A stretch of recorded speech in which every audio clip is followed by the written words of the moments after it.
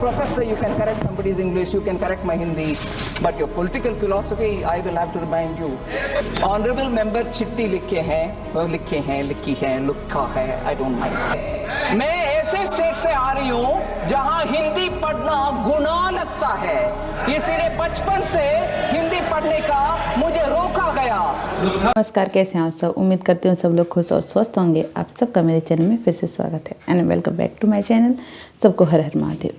आपने ये वीडियो देखा, ये है निर्मला सीतारमण जी, जो आपको पता ही हमारे देश की फाइनेंस मिनिस्टर हैं, जिन्होंने लोकसभा में अपने एक स्पीच के दौरान उन्होंने बोला कि जिस तरीके से मुझे तमिलनाडु में, जिस तरीके से आज भी जिस तरीके से तमिलनाडु में हिंदी को पढ़ने में रोक लगाया जाता है, जिस तरीके से हिंदी को हीन भावना की तरह देखा जाता है, ये बहुत सोचने की बात है। मैं आज बोलूँगी, आज हमारा जो नया भारत, जहाँ पे आप देख सकते हैं देश के प्रधानमंत्री नरेंद्र मोदी हर एक सभा पे, हर एक मंच पे, वो देश विदेश कहीं पे भी हो, अपनी जो स्पीच है, जहाँ पे वो बातें करते हैं, जहाँ पे लोगों को संबोधित करते हैं, वो हिंदी भाषा में करते हैं। इससे हमें पता होना चाहिए कि हिंदी हमारी एक मूल भाषा है, हमारी संस्कृति का जड़ है, उसको आप भूल नहीं सकते हैं।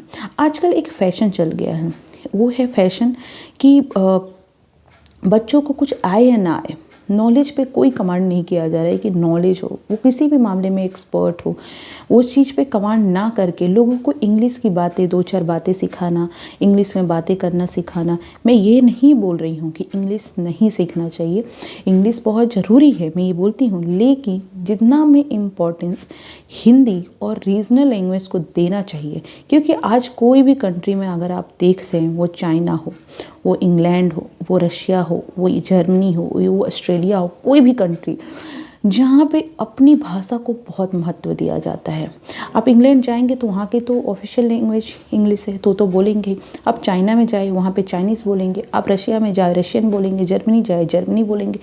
इंग्लिश को उतना ही इम्पोर्टेंट दीजिए जितनी उसकी ज़रूरत है। मैं नहीं बोलती हूँ कि आपको समझ ही नहीं आनी चाहिए, उतना आना चाहिए कि आप लोगों से कम्युनिकेट कर सको, लेकिन कोशिश ये करो कि ज़्यादा से ज़्यादा हम अपनी चीज़ों को हिंदी में डिलीवर कर सकें।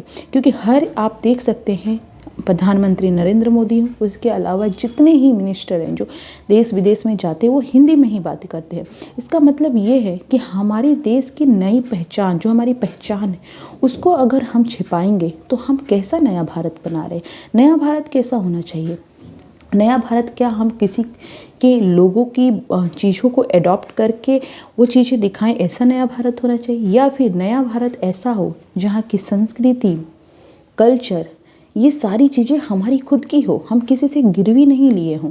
हमारी जो भाषा है वो हमारी हिंदी भाषा, मातृभाषा जो है, उसके अलावा जो रीजनल लैंग्वेज है उसको इम्पोर्टेंस दिया जाए। यहाँ की जो संस्कृति है, यहाँ की जो कल्चर है, उसको ज़्यादा से ज़्यादा हर एक मंच पे उजागर किया जाए, वो ताकि हमारे भारत की जो संस्कृति है लोग उसे देखें। हम ऐसा ना हो कि हम दूसरे को लेकर के, दूसरी जगह की कल्चर, दूसरी जगह का लैंग्वेज लेकर के वो चीज़ें दिखाएं। हमारे अंदर क्या है, हमारे देश की खूबी क्या है, हम उस चीज़ को हर एक मंच पे लाएं।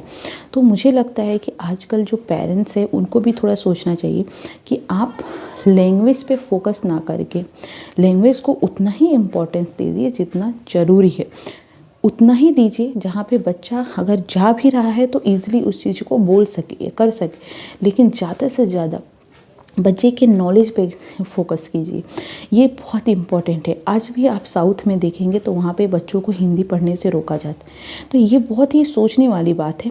और उसके अलावा अगर मैं बात करूँ, अभी रिसेंट पे डीएमके और टीएमसी के कुछ नेता ये बोल रहे हैं कि गवर्नमेंट जो है वो ज़बरदस्ती हिंदी भाषा थोप रही है, ज़बरदस्ती लोकसभा में जितने भी अमेंडमेंट बिल लाए जा रहे हैं उसको हिंदी भाषा में कर रही है।